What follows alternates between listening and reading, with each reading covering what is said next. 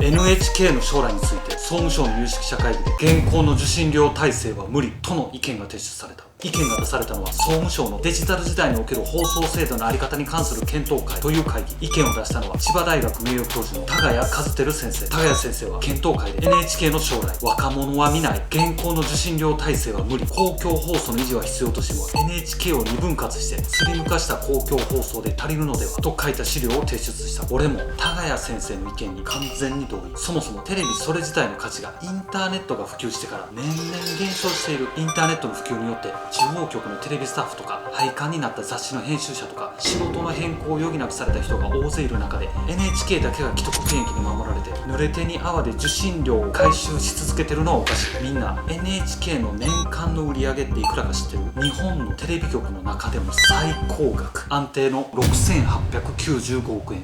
あと